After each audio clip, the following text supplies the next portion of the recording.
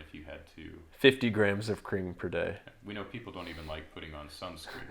So would they do that for testosterone? It's not going to even protect them from the sun. I'd like to see them try.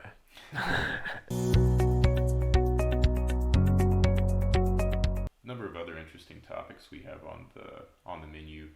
I think one that's really interesting is the UK's.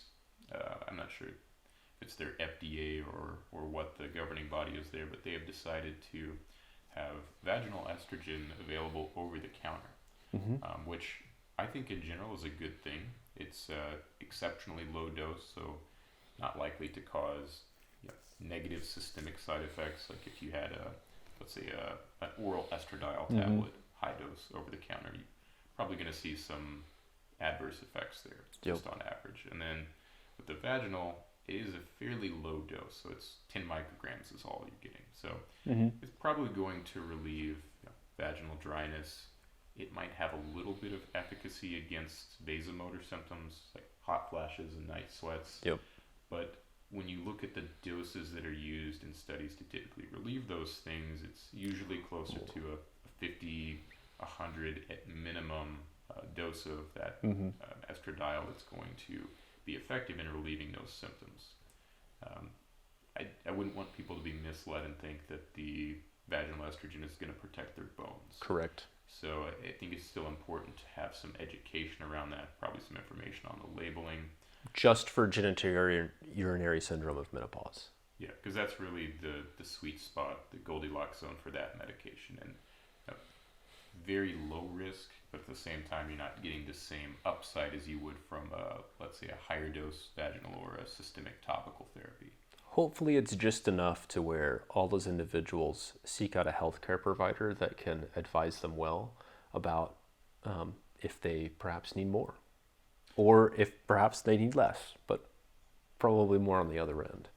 Yeah, I think so. And I hope that stimulates a dialogue between patients and providers. And I think it's a great solution for perhaps women that have been in menopause now for 15 or 20 years, and they're told, well, this is just the way you are now, because there's an effective low-risk treatment there. I mean, there's even vaginal estrogen used in post-CVA patients, in consultation with the neurologist, of course, even post breast cancer patients, in consultation with an oncologist, of course.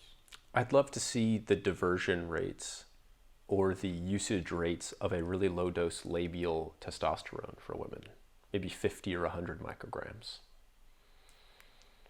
Yeah, I think that would be an efficacious dose. I don't think that would ever be pushed as something that could be over the counter, just because it is testosterone is a controlled substance, whereas estradiol is not, because I'm not aware. At least in the United States and many developed countries. Yeah, many developed countries. I'm not aware of anyone abusing estradiol for its typically performance-enhancing benefits. Although I see these articles all the time, and where it's like, athletes use these aromatase inhibitors to get rid of the harmful effects of estradiol, when in reality, probably having a slightly higher estradiol is going to be advantageous for athletic performance. These things are typically masking agents. Yeah, agreed 100%. That is somewhat ironic. I do still think that, at least in, maybe not in the UK, but in some country where testosterone is not controlled, there has to be a minimally efficacious dose that is so low that it is just not worth it to use it off label. Like how many grams of testosterone cream would you have to take a bath in to derive some sort of benefit, where the potency is just so low that the effort to get that benefit is just not worth it? It'd be quite a deterrent if you had to. 50 grams of cream per day. We know people don't even like putting on sunscreen, so would they do that for testosterone that's not going to even protect them from the sun? I'd like to see them try.